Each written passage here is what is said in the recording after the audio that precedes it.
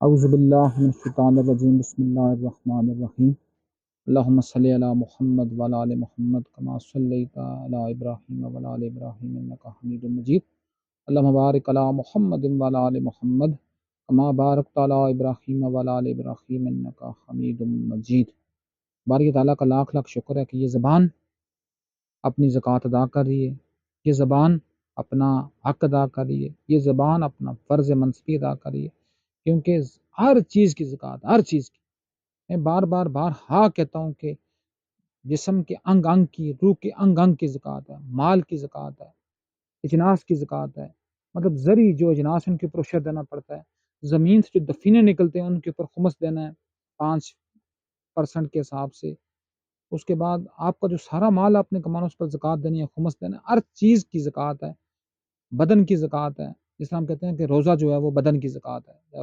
رمضان المبارک کا مہینہ آ رہا ہے تو بہت مولا آپ کو کہیں گے کہ جی بدن کی زکوٰۃ روزہ ہے، اور کسی مولا نے آپ کو یہ نہیں کہا ہوگا کہ زبان کی زکوٰۃ کیا، تو زبان کی زکوٰۃ ہے محمد اور آل محمد پر درود بھیجنا۔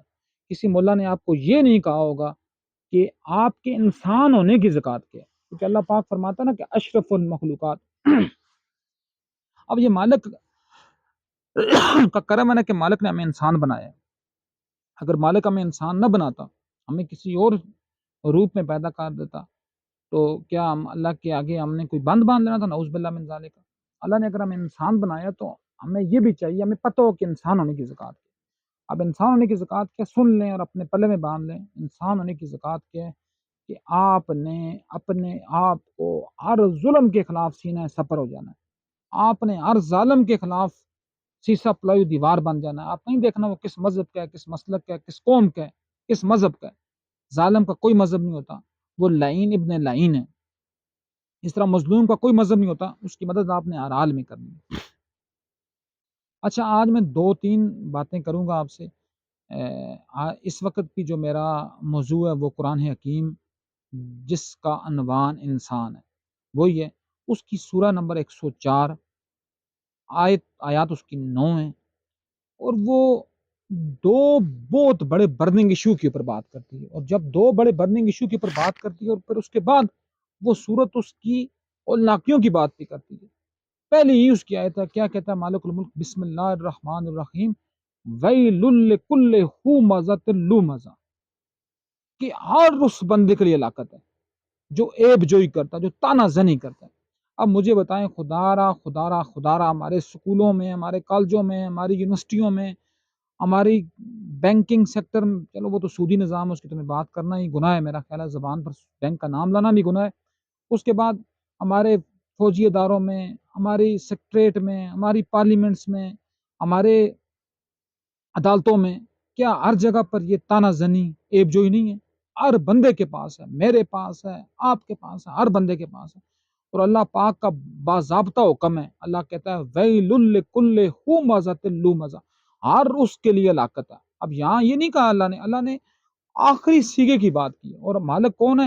وہ رحمان بھی ہے، وہ رحیم بھی ہے، اور مالک خود کہتے ہیں اسی قرآن میں کہ میری جو رحمت ہے وہ میری غضب پر حاوی ہے۔ لیکن اللہ یہاں کہہ رہا ہے کیا کہ ہر اس بندے کے لیے ہلاکت ہے جو عیب جوئی کرتا ہے اور تانا زنی کرتا ہے۔ اب عیب جوئی کیا ہوتی ہے؟ کسی کے پاس کوئی چیز، فرض کے لیٹ سپوز میں مثال دیتا ہوں، کسی کی کوئی آنکھ کوئی ٹیڑھی ہے تو ہم اس کے ساتھ اس کی کوئی اور نسبت لگا دیں، کسی کا کان نہیں ہے ہم اس کو کان کٹا کے دیں، کوئی اونچی آواز سے سنتا ہے ہم اس کے ساتھ کچھ ایسی بات کر دیں، کسی کا سونگنے کی حس نہیں ہے ہم اس کو کسی اور نام سے پکارنا شروع کر دیں، تو کیا اللہ جس نے اس کو اس حصے میں محروم کیے، کیا وہ آپ کے اوپر آپ کی دنیا تنگ نہیں کر سکتا؟ اس لیے کوشش کریں، توبہ کریں۔ اور پھر اگلی بات کیا کہتا ہے، ہر عیب جو تانا زنی اور تانا دینا، تو آج کل کا میں کہتا ہوں کہ یہ تو ایک ہر ایک نے اپنے اوپر واجب اور فرض قرار دے دیا ہوا تانا دینا۔ مطلب کوئی ایک بچہ چھوٹا تھوڑا سا لائق ہوگا کلاس میں، وہ دوسرے بچے کو تانا دینا شروع کر دے گا کہ تمہیں تو کچھ آتا ہی نہیں۔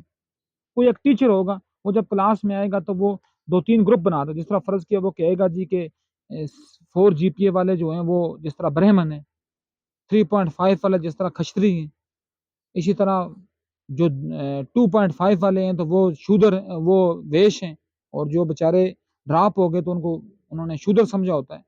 تو کیا پتا وہ کس کیڈر کا بندہ ہو، کیا پتا وہ کس نہج کا بندہ ہو۔ کیا پتہ اس نے زمانے کو کتنا کچھ دینا ہو. اس کی سب سے بڑی مثال بل گیٹ. اس کو آکسفورڈ یونیورسٹی سے نکالا گیا باہر. اس نے جب بینک سے قرضہ لینے کی کوشش کی سودی مرکز سے، اس کو بینک نے قرضہ نہیں دیا کہ تو کیسے واپس کرے گا. آج اس کی کمپنی مائکروسافٹ میں دنیا کے 52 ملک بینکوں کی برانچز موجود ہیں. اس کے پاس جو دولت ہے اس سے وہ کم سے کم 10 پاکستان خرید سکتے ہیں. اور آکسفورڈ یونیورسٹی نے، ویسے میں مذاق کے طور پر کہہ رہا ہوں، اس کا جوتا لگایا ہوا اپنے گیٹ کے اوپر کہ اس یونیورسٹی میں بل گیٹ یہ جوتا پہن کر آتا تھا. تو یہ ہوتا ہے کسی کی کامیابی سے کبھی آپ اس کو جی پی اے یا اس سے نہ تولیں. آپ مجھے بتائیں ہمارے یہاں نسٹ کے، لمز کے، اس کے بعد آئی بی اے کے، ڈفرنٹ اداروں کے، بڑے بڑے اداروں کے نام دیے. آخان یونیورسٹی کے فارغ و تحصیل ایم ایس اور P H D computer science کے لوگ وہ جا کر کھڑے ہوتے ہیں مائکروسافٹ کی کمپنی میں اس کے چھوٹا سا جونیئر پروگرامر لگنے کے لیے. اس کی کمپنی کے ملازمین کی تعداد 80,000 سے تجاوز ہے، 80,000 سے. تو یہ بات ہوتی ہے کامیابی جو ہے وہ تانا زنی میں یا عیب جوئی میں نہیں ہوتی. اور سب سے بڑی جو اللہ معاف کرے، میں کسی کے ساتھ، میں کسی کے صنف کے ساتھ بات نہیں کرتا، لیکن یہ زیادہ تر یہ جو باتیں ہوتی ہیں زیادہ تر عورتوں میں ہوتی ہیں. اور اس لیے محمد مصطفیٰ صلی اللہ علیہ وآلہ وسلم کی صحیح حدیث کا مفہوم ہے کہ محمد مصطفیٰ نے فرمایا جب میں معراج کی رات آسمانوں کی سیر پہ گیا تو میں نے جہنم میں عورتوں کی تعداد جو ہے مردوں سے 4 گنا زیادہ دیکھی. کیوں؟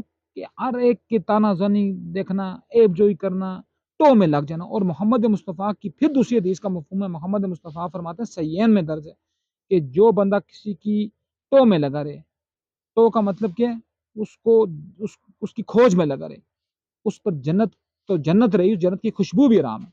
اس لیے میں کہتا ہوں اس وقت دنیا کا بدترین جو پیشہ ہے وہ یہ صافی ہے. ٹو میں یہ جیو کے اینکرز، یہ ایکسپریس کے اینکرز، یہ دنیا ٹی وی کے اینکرز، یہ گند بلا کے اینکر، یہ ایکسپریس کے اینکر، یہ سارے ٹو میں لگے رہتے ہیں کہ اس سے ہمیں کیا خبر ملے گی. اور یا تم کیا کوئی اپنے 2 روپے کی، 10,000 کی، 2 لاکھ کی نوکری پکی کرنے کے لیے کیا تم لوگوں کی زندگیاں جیرن کرتے ہو؟ اور پھر کیا ہوتا ہے، پھر اللہ پاک پھر کہتے ہیں جی ہمیں ڈپریشن ہو گیا، ہمیں تو نیند نہیں آتی. وہ کسی بندے نے بڑی زبردست بات کی تھی نا، سو جاتے ہیں فٹ پاتھ پہ اخبار بچھا کے، مزدور کبھی نیند کی گولی نہیں کھاتے. تو یہاں کیا ہوتا ہے، 2-2 3-3 لاکھ، جتنی تنخواہ زیادہ ہوتی جائے گی، جتنا گریڈ زیادہ ہوتا جائے گا، اتنا گولیوں کی تعداد بڑھتی جائے گی. اور پھر 7-7 8-8 گولیاں یہ کھا کر، مطلب وہ سمجھ لیں خوراک کی طرح یہ کھا کر، پھر اس سے ان کا وہ اس سے پیٹ بھرتے ہیں اپنا. اور پھر کہیں جا کر کروٹیں بدلتے بدلتے بدلتے ان کو نیند آتی ہے. کیوں؟ کیونکہ جب آپ دوسرے کی زندگی کو جیرن کریں گے تو کیسے ہوگا کہ اللہ پاک آپ کی زندگی کو جیرن نہیں کرے گا.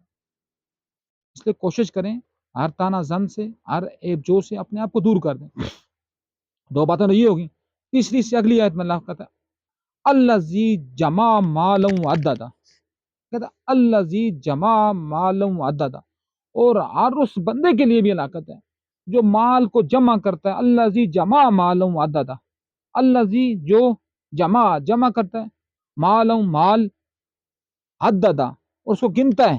جس طرح ہم کیا کہتے ہیں جی، میں نے بہت لوگ دیکھے ہیں جی، مطلب گنتے ہیں جی، پیسے گنتے ہیں جی، میرے پاس آج اتنے پیسے ہو گئے ہیں، میں آج ارب پتی ہو گیا ہوں، میں آج کھرب پتی ہو گیا ہوں، میرے پاس 10 پلاٹ ہیں، بیریہ ٹاؤن میں میرا پلاٹ ہے، ڈی ایچ اے میں میرا پلاٹ ہے، پتہ نہیں کسی اور ہاؤسنگ سوسائٹی میں میرا پلاٹ ہے. وہ اللہ کے بندو کس لیے جمع کر رہے ہو؟ یہ جب جمع کرو گے، یہ کیا کہتا ہے اللہ پاک پھر قرآن میں فرماتا ہے یہ تمہاری پیشانیوں پر داغے جائیں گے. اور پھر اللہ کہے گا کہ اب مزہ چکھو اپنے جمع کیے ہوئے مال کا. تو مجھے بتائیں کہ کیا ہم نے کبھی قرآن کو کھولنے کی زحمت نہیں کی؟ کیا ہم نے کبھی قرآن، صرف ہمارے پاس یہ قرآن صرف اسی لیے آیا تھا کہ ہم نے اس کو تراویح میں پڑھنا ہے، اور یہ قرآن پڑھنے یہ ہم نے اللہ کو سنانا ہے؟ مجھے یہ بتائیں. یہ قرآن عمل کی کتاب تھی، یہ کمپلیٹ کوڈ آف لائف تھا. ہم نے اس کو اللہ کو سنانے کا ذریعہ بنا دیا کہ اس کے ذریعے جی کیا ہو جائے گا جی، مولویوں نے فراڈ لگا دیا کہ جس بندے کا بیٹا حافظ قرآن ہوگا اس کو سونے کا تاج لگ جائے گا، پتہ نہیں اس کی کونیاں سونے کی ہو جائیں گی، پتہ نہیں اس کو سونے کے مال مل جائیں گے. وہ کس بات کے ملیں گے مال یار؟ عمل کی کتاب ہے، اس کے اوپر عمل تم نے کرنا نہیں ہے. تمہارے بیٹے حافظ صاحب نے عمل کرنا نہیں ہے، اور تم کہتے ہو تمہیں لتر لگیں گے. کیونکہ جس کے پاس جتنا کچھ ہوتا ہے اس سے اتنی ہی بڑی پوچھ ہوتی ہے. تو اس لیے کوشش کریں لتر لگنے سے بچ جاؤ، یہی بڑی بات ہوگی. یہ لوگوں کے اپنا ڈراموں، لوگوں کے اس جمیلے میں نہ پڑو کہ ہمیں اس کے اوپر کچھ یہ مل جائے گا، ہمیں کہ اپنا ہمیں اللہ پاک اس کے اوپر کوئی سونے کے تاج دے دے گا؟ کوئی سونے کے تاج نہیں ملیں گے، بلکہ تمہیں یہ ہوگا ویل لکل ہمزۃ لمزہ الذی جمع مالا وعددہ۔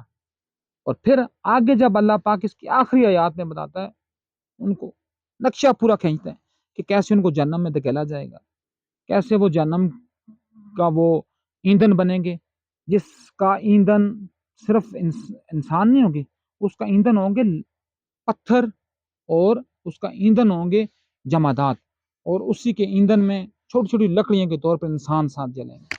تو اس لیے خدا را کوشش کریں، میں بھی پہلے میں کوشش کروں گا، پھر آپ کوشش کریں، اور پھر ہم سب مل کر کوشش کریں کہ ہم ہر تانہ زنی سے بچیں گے، ہر تانہ زن کا ساتھ دینے سے بچیں گے، ہر عیب گننے سے بچیں گے، ہر عیب جو کا ساتھ دینے سے بچیں گے، اور بالخصوص مال کو جمع کرنے سے بچیں گے۔